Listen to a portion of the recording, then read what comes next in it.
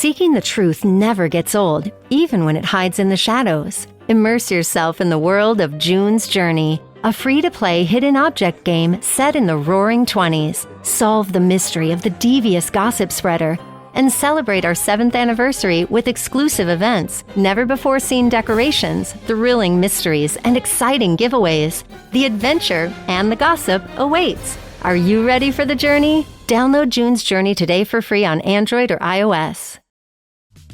This episode is brought to you by Batiste Dry Shampoo. Whether you're on the go, at the gym, or getting ready for a night out, Batiste has a dry shampoo for you. Refresh with over 10 signature fragrances. Or try Batiste Hint of Color, a tinted dry shampoo that seamlessly blends with your hair. Need an extra boost? Try Batiste Dry Shampoo with added benefits, like volumizing, texturizing, and more. Buy Batiste now, in-store or online at your nearest retailer.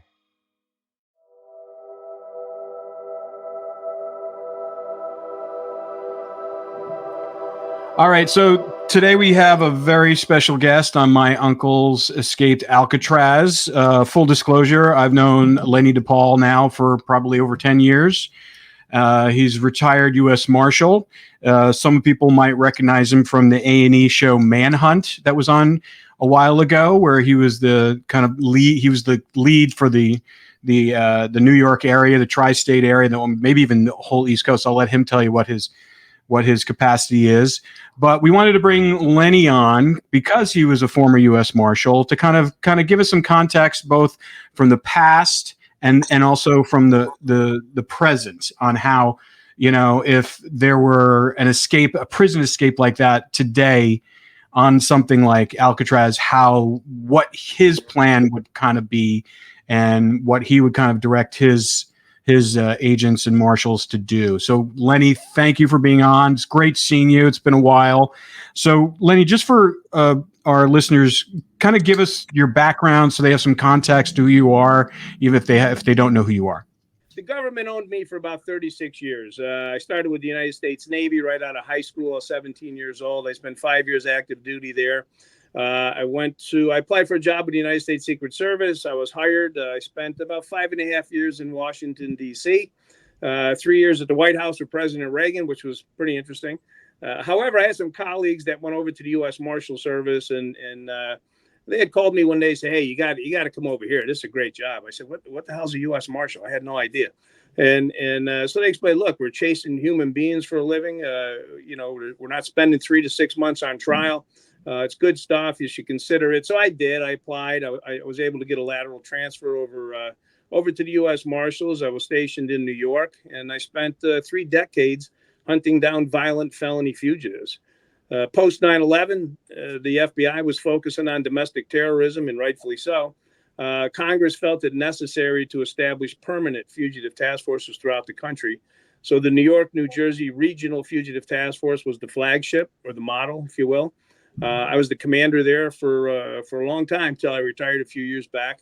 But the specific language from Congress was to target the most dangerous, violent felony fugitives, terrorists, and they listed them: terrorists, murderers, rapists, sex offenders, gun runners, drug runners, the worst of the worst. So we were averaging anywhere from 100 to 110 arrests a week just in my region alone of violent people. They were all averaging 5 to 8 prior arrests. So they were pretty bad guys and girls. We had a big task force. We still do. It's the largest of its kind in the world.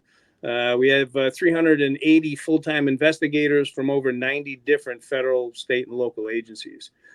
So we hit the ground running. I mean, the funding was there, manpower, state-of-the-art equipment, and that force multiplier and getting the job done at the speed of the internet proved valuable over the years. And like I said before, I wish we had this concept back in the 1960s when they had those guys jump over the fence there at Alcatraz and dive in the water. What do you know what their capacity was back then? The Marshals' capacity was back in the early 60s? They were still riding horses, from what I understand. Now we're flying fast helicopters and planes. I mean, they didn't have the technology that we have nowadays. The obvious digital footprint's not in play. Cellular intercepts, things we do with technology is fascinating. It's forever evolving. But we were always ahead of the curve on that stuff. From when beepers showed up, to Blackberries, to the Nextels, to cell phones. Our technical operations group, our electronic surveillance units, our financial surveillance units. You need provisions, you need money, you need cash. So all of these tools, if you will, that an investigator has, a fugitive investigator, is very valuable. Back in the 1960s, it was a little different. I'm sure I wasn't around then, but I can only imagine. Yeah. So pretty much, I mean, people still escape from prison regardless of what, I mean, it still happens, which I think is amazing. I mean, I spent a lot of time, doing documentaries inside prisons with a series called Lockup. So, I've seen all the prisons all over the country, the Supermax to the old fashioned kind of like jails that they still have and prisons that they still have around. But, it's interesting that still happens every once in a while. But obviously with the technology that, the marshals have now, the window of time that these people are out on the lam is much shorter. But I mean, how does that, I sent you some information about the Ken and Mike's book, just kind of a thumbnail sketch. I mean, based upon what you read and what you know about this, I mean, what do you think about how these guys got out and the level of commitment? And to me, I think it's the way they did it, the genius of how they were able to get out and plan this whole thing. Well, you mentioned escape cases. I've worked a few of them in my career. Recently, I don't know if you remember the Dannemora, the two that escaped state New York, Matt and I forget their names. But anyways, it was a similar escape. The way they put this thing together and crawling through pipes and leaving smiley faces at the other end. The problem with them is they groomed a woman that had worked there, and she was supposed to pick them up when they popped up on the other side of the fence in a sewer cap. But she had a panic attack the night before, and she didn't show. So now they zigged when they should have zagged, and they survived for a few days out in the woods, but it didn't end too well for either one of them. As far as the escape on Alcatraz and what was put together, you know what? In today's climate, today's world, I should say, regardless of who it is and when it was, you got an escape case. You got an intense manhunt going on from Jump Street. As soon as somebody, the alarms start going off and geez, we got somebody just jumped over the fence. It's a full court press. I mean, it's all hands on deck. So you got that intense manhunt going on, but you also have a fugitive investigation going on behind the scenes. That's critical. That's important. These people that do this for a living, I mean, they're pretty good at it. I mean, the US Marshals Service is the premier agency in this country in finding people, and rightfully so. I mean, I don't beat my own chest, but we're pretty good at what we do. And when you do it 7 days a week, holidays, weekend, you get, I couldn't do a bank robbery case. I'm not an FBI agent, DEA, drugs. I mean, but when it comes to finding human beings, and what the assets that are afforded to these investigators, especially nowadays, it's tough to stay on the run. I mean, I always say you can run, but you can't hide. And when you run, you only go to jail tired. However, let's go back to the 1960s. Now you got an escape. You got three guys on the run. God knows where they're at.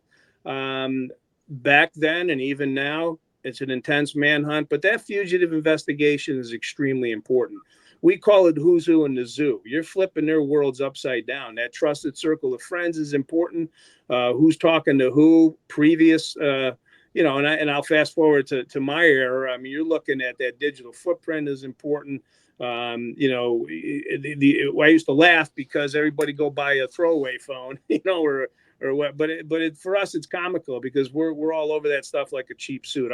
Our folks that do this for a living, we're trained in our military on the technology that's out there nowadays. But look, 1960. If I could put a drone up and fly that thing and with this intense manhunt, take a look at what went on prior to their escape, who they talked to, searching websites, how to survive in the water, there is so much that happens when an initial fugitive investigation begins. It's crazy.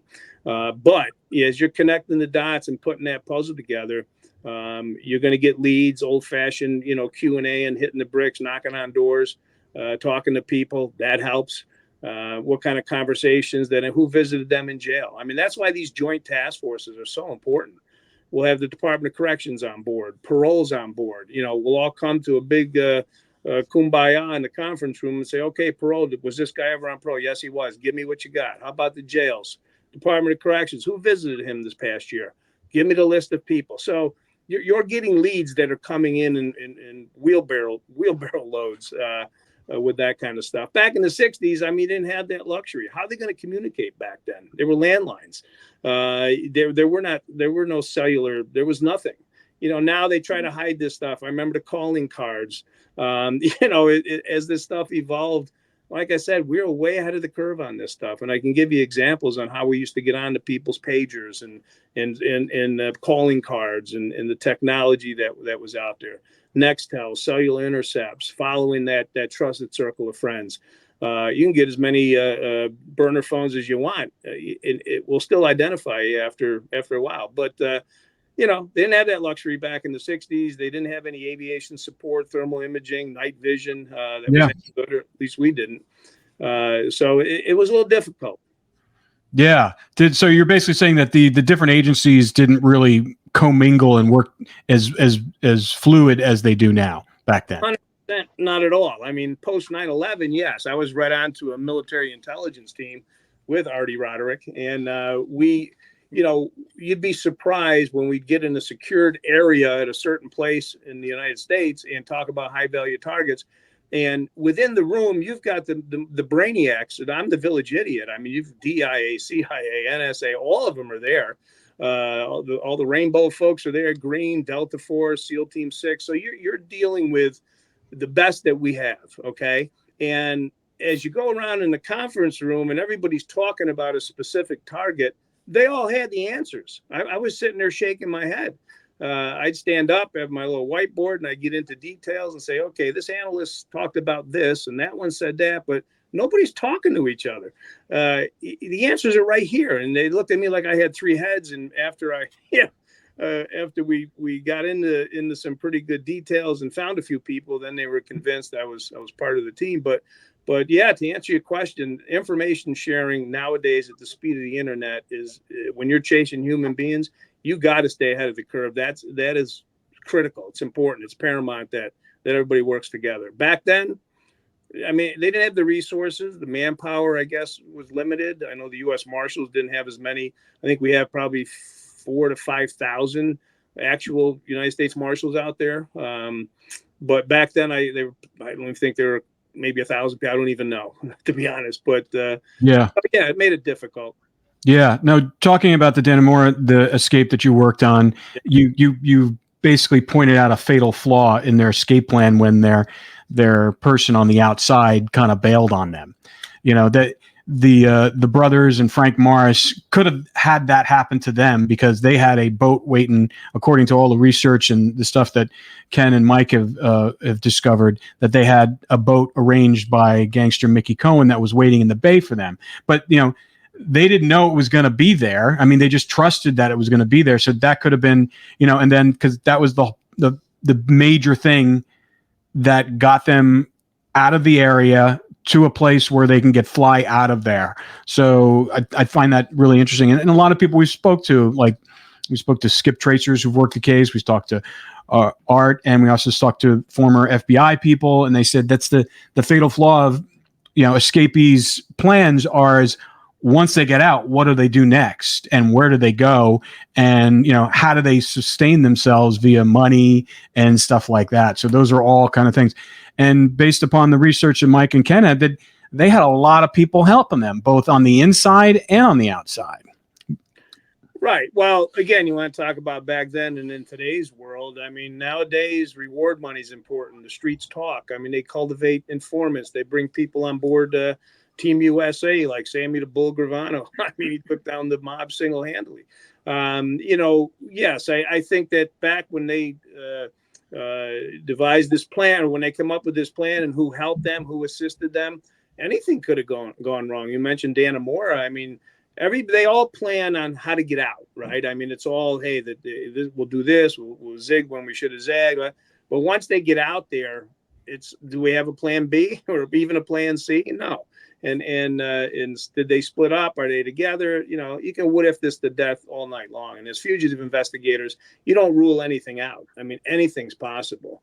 Back in 1962 with the Alcatraz escape, I mean, okay, Mickey Cohen, did he assist? I mean, again, I didn't work that case, obviously. I know a lot about it, but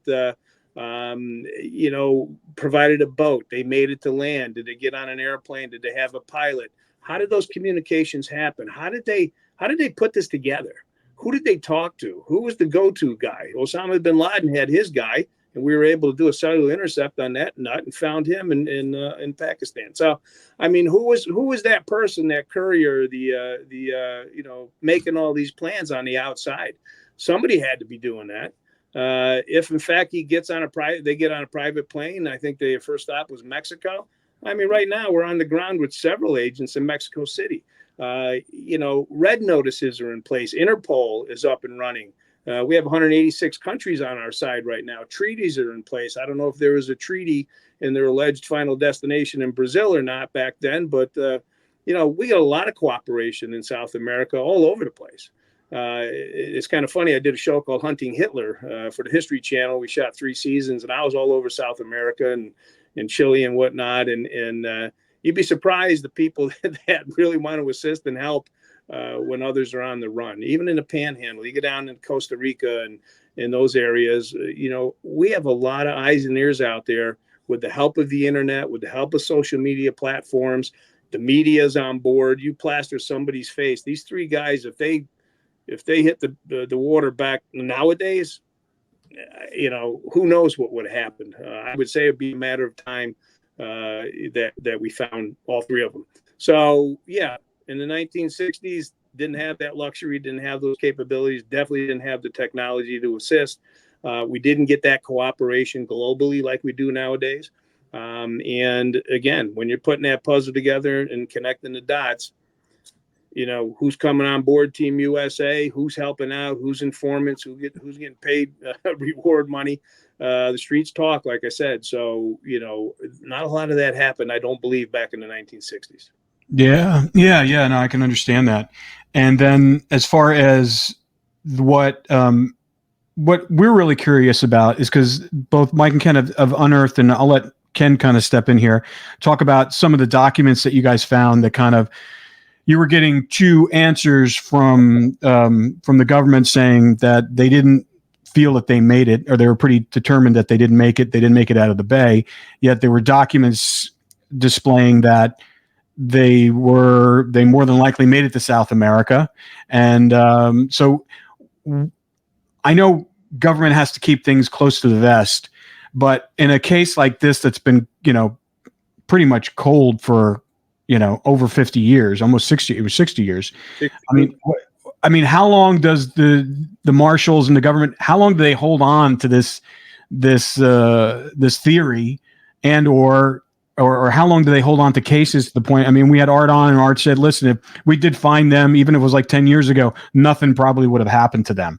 It's just almost like they just want to close the book on this case. But, in your experience, what's the longest that you held on to a fugitive's case that was pending? Like, how long have they been out and you haven't caught them? Frank Matthews, perfect example. He was the heroin guy, and in fact, they did a movie about him. Well, actually, they called him Frank Lucas. It wasn't Frank Lucas. It was Frank Matthews. Ran the heroin operation up in Harlem. I had his case, and that's still open. So he's been out there since the 1970s. How long do these cases stay open? Forever. They never close them unless they can get a U.S. attorney to somehow say, okay, listen, in this case, and Artie's right. I don't think anything would happen to these guys. Is the warrant still active? Yes. It's an escape case. It is. Who's going to charge them? What kind of witnesses do we have? I don't see it going anywhere. So, but you never know. But to answer your question, these cases stay open forever. They've got cases that are still pending, cold cases. You have to do your due diligence every 6 months or whatever. And as an investigator, but, yeah, I had Frank Matthews for a long. Pablo Escobar, I had his case until what happened to him. But he was out there for a while. I mean, I've worked fugitive cases forever. So yeah, they don't go away. What the Marshal Service does nowadays, as opposed to back then, they have a major case squad. They have the top 15 fugitives out there, where you get a lot of manpower, money, resources dedicated to these specific cases. These guys aren't on their top 15 fugitive board. So, it's there. There's a lot of things that happen within the agency when high profile cases, media attention cases happen. You got phones are ringing, congressmen are calling, family members are, making, so they put the pressure on you to do a full court press to try to figure out where these people are. And again, like I said, nowadays, if this would have happened, it's tough to stay out there. It really is. Yeah. Ken, do you have any questions for Lenny? Well, yeah, the one thing that really kind of stood out as he was talking about cases that he's worked. What I find really fascinating about this Alcatraz case is that it took over 15 years for the FBI to ever bring the US Marshals into the case. For whatever reason, the escape occurred in 62 and the Marshals didn't even get called into the case until 79. So, that wouldn't even be heard of today. I'm sure Lenny would probably agree that if an escape occurred from a prison, even if it's a federal prison, the FBI might be involved for a few days, but at some point in time in the very near future of that escape, the U.S. Marshals are involved. So, asking Lenny, what do you think took so long for the FBI to bring the U.S. Marshals into it? Ken, that's a great question. I've been asked that. I can't tell you how many times. The FBI hasn't found a microphone they haven't liked yet. They can't wait to announce the arrest of. Love a lot of great men and women downrange doing God's work with us, but they are, they're not in the business of finding people. They couldn't find themselves in the mirror, and I'm not joking about that. they great people. Don't get me wrong. Dedicated resources and obviously got more money than God to do their job.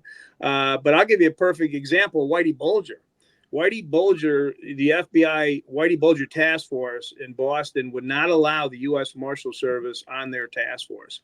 One of my guys, Neil, I won't put his name out there. He worked for me, ended up in Boston, and they finally convinced the U.S. Marshal, or the United States Attorney's Office, to put a U.S. Marshal on their task force, and they did.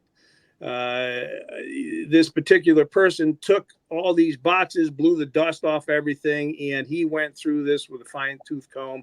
Long story short, and I don't care what anybody tells you, he's responsible for finding Whitey Bulger. It ended up there was a woman that kept calling America's Most Wanted, and he gets a hold of her. She was overseas, and she says, "I'm telling you, he's my neighbor." So long story short, he does the right thing. He hits the ground running. He goes to Los Angeles. The Bureau's like, no. Okay, we'll go with you. And sure enough, after a couple of days of intense manhunting, here he comes walking out of a bodega, I think, or something. So he sits next to him on an airplane for 6 hours, coming back to Boston, and he's telling me the story. And he says, "Lenny, this guy wouldn't shut up. You have no idea what he told me on that damn airplane." And he proceeded to tell me, a lot of great stories. I guess you call them great, that Whitey Bulger was into. But here's my point. The FBI, after how many years, and I know they had egg on their face, and I know there was some little bit of dirty play going on behind the scenes with some agents or whatever. None of my business. However, they didn't allow us to, to assist and help these people. Look, we're the premier agency in this country in finding people. Like I said earlier, I'm not beating our chest, but we're pretty good at what we do, Ken. What do you believe that maybe kind of gave them an edge a little bit as far as for being an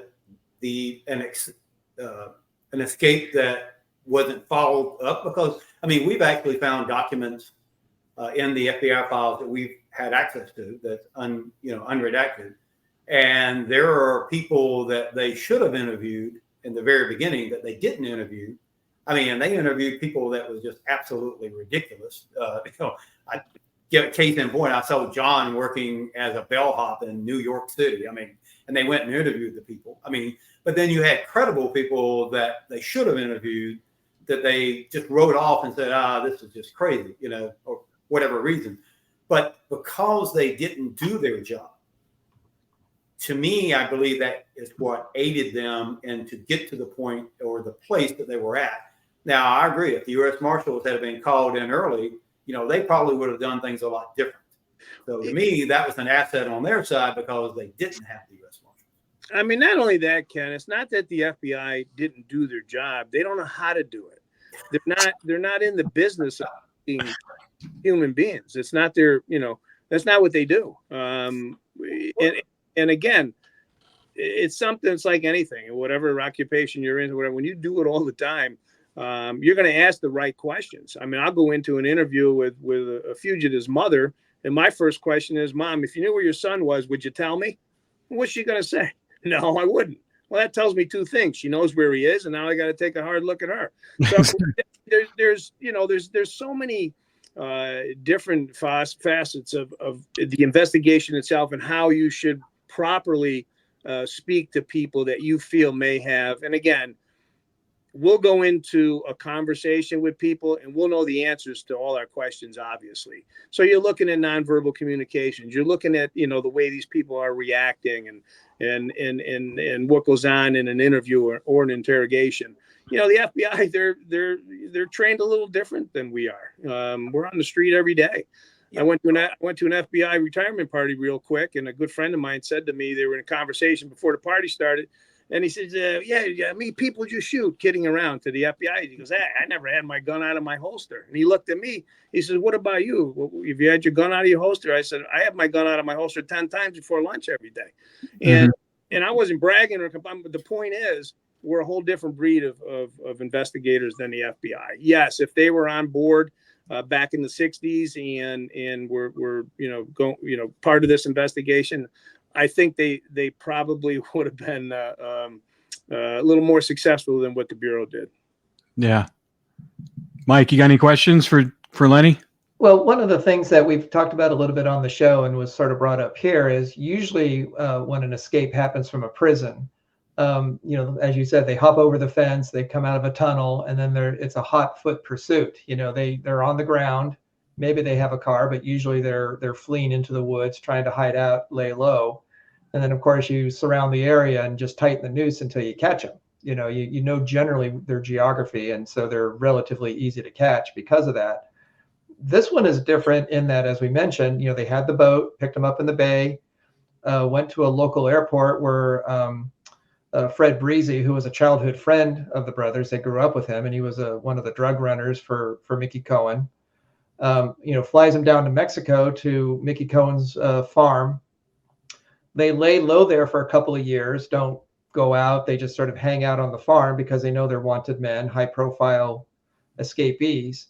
And then in 1964, when their other brother, Alfred, dies in prison under mysterious circumstances, they go down to Brazil because he was being interrogated by the FBI, and they don't know if he revealed the location because he knew where they were.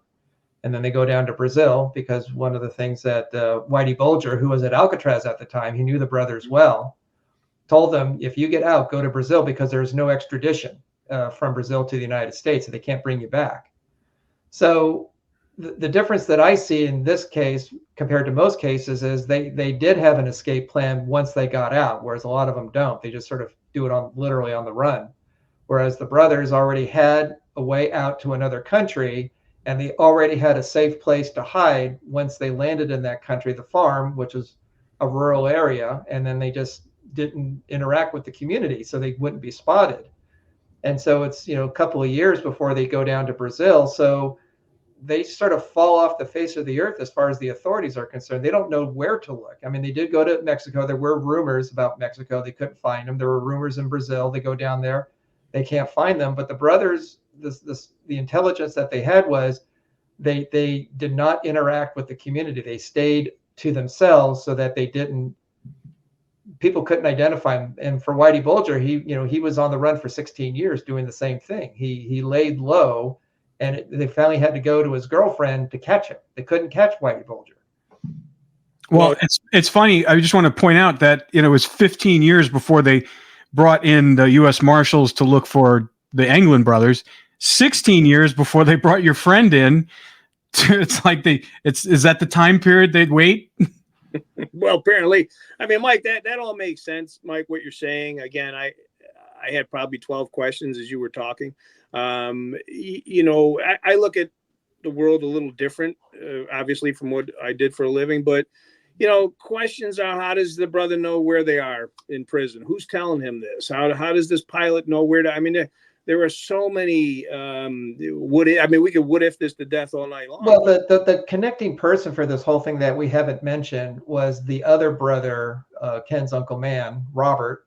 He was the go-to person. He was the one that was communicating with Whitey Bulger, with Mickey Cohen. I'm sorry, not Whitey Bulger, Mickey Cohen and the brothers, both John and Clarence and Alfred, who was at another prison at the time. He's a family member. It's kind of like Saddam Hussein when he was in power. Who did he keep closest to him? Family, the tribe.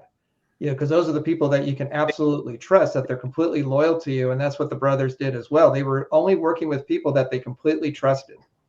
Well, that's it's funny you say that. And I talked about a trusted circle of friends, and that who's who in the zoo, we like to call it.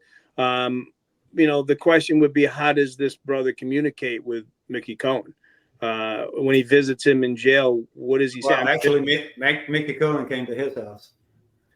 So Mickey Cohen wasn't in custody at the time. Well, so this is an interesting story. So, back in the 61, Mickey Cohen is he's brought up on tax charges by Robert Kennedy and JFK, John F. Kennedy, and he's sent directly to Alcatraz. Normally you would go to another prison, and then at some point in time you're a flight risk, or you're a person they can't keep under control, and that's how you actually wound up in Alcatraz. Beverly Hills emergency. Somebody killed my parents. Pardon me? I came home and I found them. From the creators of Dahmer. Okay, you have to shoot first so that you don't back out. Okay. Based on the horrific true events. I'm never gonna do this. Monsters, the Lyle and Eric Menendez story, now play only on Netflix. You know how when you're living your life, and then all of a sudden you're out there helping cops solve crimes? ABC Tuesdays. I have an IQ of 160. I spot things that detectives miss. Fall's most anticipated drama is all new, High Potential. That big brain of hers is going to help us close out a lot of cases. Caitlin Olsen is the new face of investigation. You're a single mom pretending to be a cop. I am not pretending. I'm just out here super copping. High Potential. All new Tuesdays, 10, 9 central on ABC and stream on Hulu.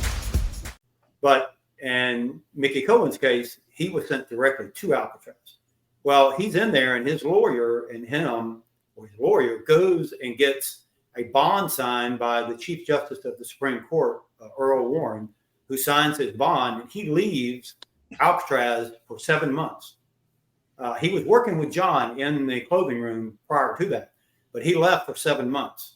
And when he comes back, which is in late April of 62, the escape occurs just a few weeks later. When you mentioned the boat, when they got out and a boat picks them up, who picks them up in the boat?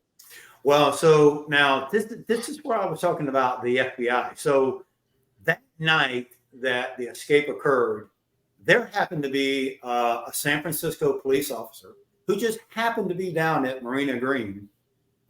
He had just finished his second shift. He was about to go home. He was down there smoking. And he sees this boat out in between Marina Green and Alcatraz. And this is his description. And we actually interviewed him before he died. He said that the boat was just kind of hovering out there, wasn't running, no engines was running. The lights were flickering on and off like they had, like they were having engine problems, electrical problems. And then he said all of a sudden this flash, this big, huge floodlight went out, came on and shined out across the light of water across toward Alcatraz. And then it was on for a few minutes. It went off. And then all of a sudden the engines fired up and they started putting out toward the Golden Gate. And he lost the sight whether or not they went north or south after they went up under the bridge. Now, the very next day, when the escape is blasting all over the news, he goes, "Oh my gosh, I wonder if this boat had something to do with it." So he, as a good cop, he notifies his supervisor. His supervisor notifies the FBI. Now, what do you think the response of the FBI was to him? They actually started accusing him, right, participating in it, and actually even, and this is his own words, what he told us. They eventually came to him and said, "What can we do to make this go away?" Now, why would you do that? Why would you take your best lead, and it's only just a couple of days, from the escape, and they don't even want to talk to him? Nah, if he's a dirty cop, he's not gonna even say anything. I mean, that was did the timeline fit though? When the yes. So these, my uncles, along with Frank Morris, they used the prison boat that was leaving at 11 o'clock to allow it to pull them on a raft around the corner of the island, which they would then let go, and the currents would take them out. This is the exact same time frame that Officer Chechi sees the boat and doesn't realize what's going on. He doesn't realize there's an escape in progress. Right. That's just one of the other things that he said about that event was when he saw the boat, it immediately drew his attention. It was very suspicious to him. He said that if he had been on duty, he would have called the Coast Guard to go and investigate why this boat was there, because it was acting very suspiciously, but he was off duty and he didn't have any ability to communicate. And, of course, the boat disappeared in the dark. So his spidey senses were already alerted to this was not normal. Who sets up the boat? Well, yeah. So Mickey Cohen finances the whole process. In fact, we actually have an FBI report that even says it. So that's inside of the Alcatraz files. So Mickey Cohen is the one who financed it. When he was out for those 7 months, we don't know if it was actually him or one of his people that worked with him, traveled down to Ruskin, Florida, where the Anglin family lived, and they met with Robert Anglin, which we used to call him Uncle Man, and he's actually in the FBI files also. And he, working with two of my aunts, two of his sisters, and Fred Breezy, who was actually flying at that point in time, and they actually set this process up. They set the people in place. Two of my aunts, very few people know this, but the FBI, it is recorded in it. They were out in the San Francisco area during the time of the escape. They actually participated in part of it. Once the boat picked them up, and like I said, Mickey Cohen financed it. I actually have an uncle who was the one driving the boat, and they ferried them just right around the corner to a harbor called Half Moon Bay, which is where they unloaded them. There's a private airport sitting right there, unmanned. Even still to this day, there is no tower. It's not even manned. And Fred Breezy was waiting there with a twin-engine airplane, which took them, and this is his own words now that he tells us, that around 10 o'clock the next morning, they had just landed just north of Mexico City to refuel the plane when they actually heard over the radio the escape, being announced. And he even corrects himself. He said, well, actually, it was 11 o'clock back home. So he even takes into account the daylight savings time that Mexico doesn't observe, that the United States does observe during that time frame. But he flew them to that farm that Mickey Cohen owned. They had actually been there before. It wasn't the first time. If you read our book, now I know I'm throwing a lot of stuff out, but if you go and you read our book, we go into very detailed timeline sequence of events that will make a lot of this will make sense to you. Was he flying under the radar? Do they have flight records? Oh my gosh. Fred Breezy used to be nicknamed Waterbed Fred. When he was flying drugs out of Colombia into Florida, he would fly that plane nonstop all the way from Bradenton, Florida, all the way into the tip of Colombia. And the reason they call him Waterbed Fred, he figured out how to take back then. You remember those old waterbeds that people used to have? Well, he took it as a membrane or as a fuel cell, and he put it in the back of the plane. And he filled it full of fuel, and that's what he used to have extra fuel as he was flying. Oh, and he got the nickname Waterbed Fred for that for that usage. So you interviewed this pilot, you said? Yes. And where does the pilot come from? How'd you know about the pilot? How'd you know about the plane? Well, actually, now I'm asking questions, Rob.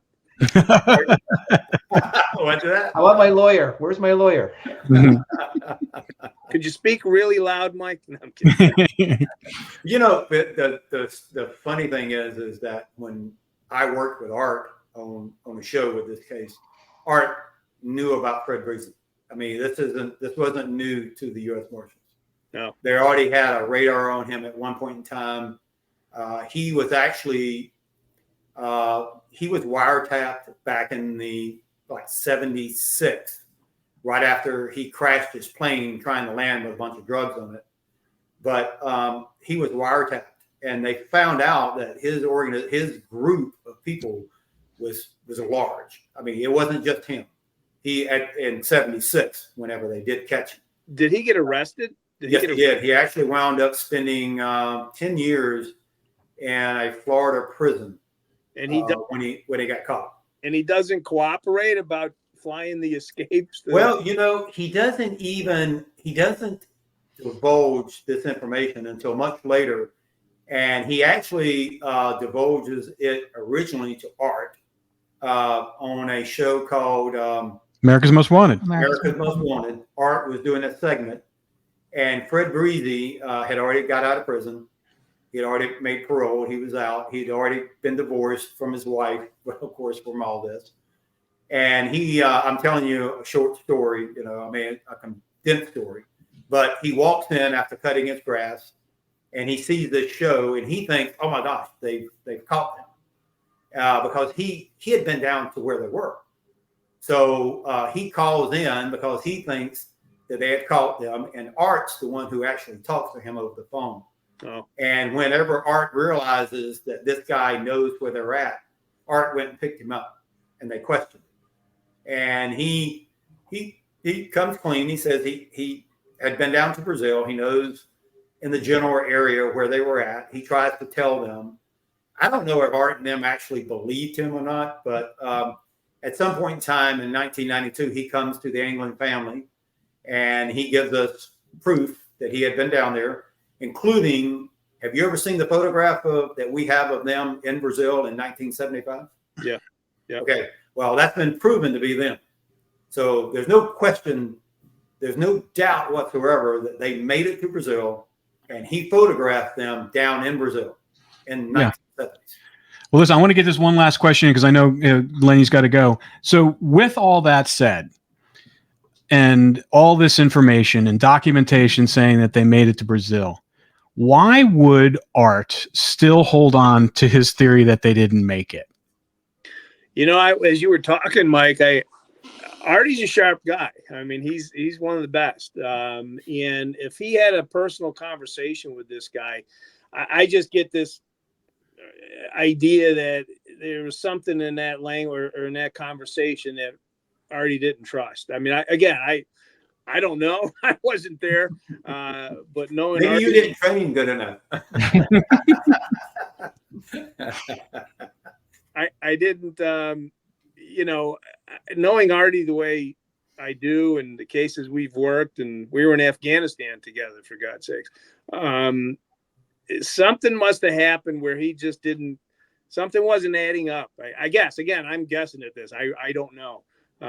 But Artie's a pretty sharp investigator. And if he had any idea, or if he thought any of that was, or, you know, or he's just trying to play that game where, yeah, okay, have a nice day. And now he's taking a peripheral look at everything and no one knows about it to get to the end. You know, I don't know. I don't know the answer to that, why he's questioning him, why he thinks that they didn't make it. But I can tell you one thing, there's definitely a reason, knowing Artie the way I do. I'm sure there's a reason, a good reason. Right. The other last question I think I have for you is, why do you think that they're still holding on to these files? I mean, they really don't. I mean, even if they were, we know for a fact, pretty much, not for a fact, but we're pretty sure that one of the brothers died.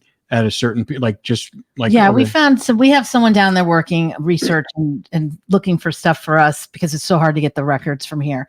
And we did find something that alluded to the fact that one of them died and left property to a child or a grandchild.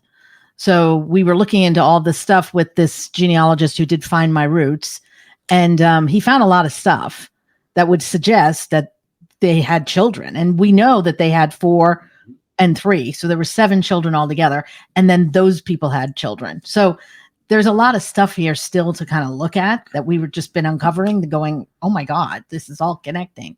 So for us, it was just kind of like, well, why aren't they released? Why wouldn't they release the files at this point? I mean, because what Art told us is that, at the age of 99, if there would be 99, that the case would be officially closed. Yeah. Well, again, I don't know the real answer to that. I mean, I would think if they're in Brazil, they married a Brazilian and have kids, they're not going to extradite them anyways. So they may know that. Why are they not releasing? You said the case file. Yeah, there's FBI files out there. There's a lot of them are redacted, but I'm sure there's more files that we don't know about. But even we had a retired FBI on here as well a few weeks ago, and he says because they should release those files at this point. I mean, it's a matter of public interest, and no one's going to get charged. There's no threats to anybody. These 2 guys weren't violent guys to begin with. So they weren't in for violent crimes. They were growing, they were bank robbers, but they used a toy gun to rob the bank, and they helped the pregnant woman who was passing out during and they didn't wear masks or anything, and they still would have gotten away with that bank robbery had it been not been for John, one of the guys having an affair with a married woman, and the husband found out and blew the whistle on him. So it's like, I'm just curious as why they would hold on, especially when this case is so old. And other than whether or not they don't want to release methods and procedures, but back then, according to what you're telling me, they really didn't commingle, and the U.S. Marshals didn't take over the case for like over 15 years. Yeah, I don't think it's as much as their TT, tactics, techniques, procedures. There's nothing really. That I always say I like to talk about our trade craft, not teach it, but there wasn't much to teach back in those days.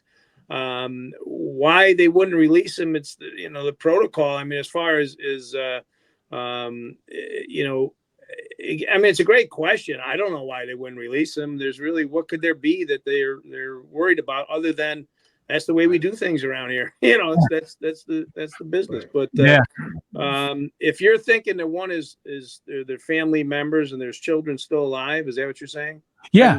Yeah. Kids and grandkids, you mentioned. Yeah. Kids and grandkids. And it's very possible. I mean, it's really, really possible that John might still be alive. I mean, I'm surprised if in fact that's the case and we're still working this thing, I'm shocked that they haven't gotten on to these people. I'm in shock that they haven't even talked to a family member because to me, I mean, this is me talking, and I'll talk to Artie. It sounds pretty easy on my end, but I'll stay out of it, Rob, because I'm retired. I got nothing to do with it. Well, we may drag you back in, so. Yeah, no, I'd have some fun. Go find people. I mean, Brazil is I got actually some contacts down there, which is kind of funny. But anyways, we know the town. We know the town, and we know the location. Yeah, we even have the probate to that location. The probate of the property that was gifted to the child. And what about death records? You said that you were cut off before I had an inbound call. So you had mentioned something about it. You said it was a death certificate in Brazil? There's a probate. There's a probate certificate. Yeah. On property? Yeah. And it's the same name. It's from Clarence to Clarence. And how many people with Clarence down in Brazil? One. Well, now 2. All the names are the same. When he's building out all the ancestors connected to this, they're all family names from Ken's family that we're working with.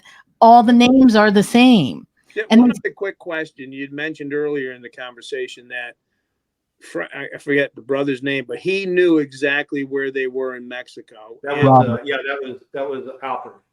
Yeah. So Alfred, when the brothers robbed the bank. So he's talking to them? Yes, he is. Yes, he is. In fact, yes.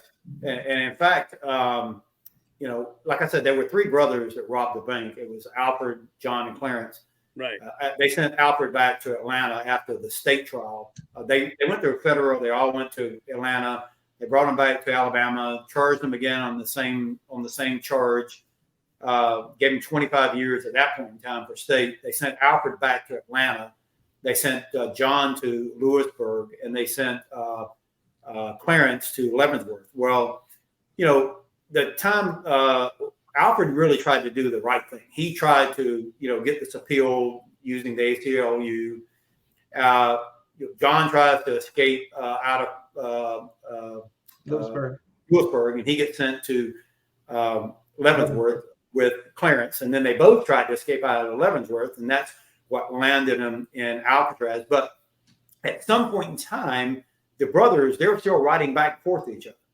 Well, the brothers write to Alfred and somehow in code tell him that they are planning an escape from Alcatraz. He knew about it even before it happened. He said he didn't give a much.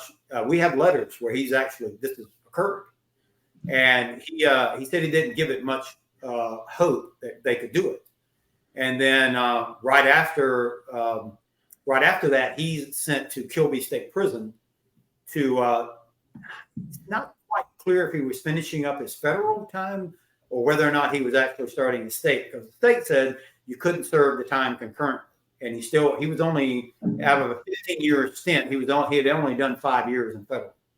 So while he was there, the same brother who coordinated all this stuff that was on the outside came to see him, and he told his brother, I had gotten contact from our brothers. I'm speaking for him. I got contact from our brothers, and I know where they're at. And if I make parole in January, he's coming up for parole in January. This is November. He was going to go join them. And then in December of that same year, my mom, my dad, me, and my sister went to see him in prison, Kilby Prison. And he tells my mom the exact same thing. And he actually gives her this leather horse picture that they had sent him. Whether or not it was the picture of the horse that he recognized where it came from, or it was the note that he said that was in it that you had to urinate on in order to read it, and then he flushed it. But he told my mom and my dad, he said, I know exactly where they're at. And if I make parole coming up in January, I'm going to join them. Well, 11 days later, he was killed in prison, they said, trying to escape.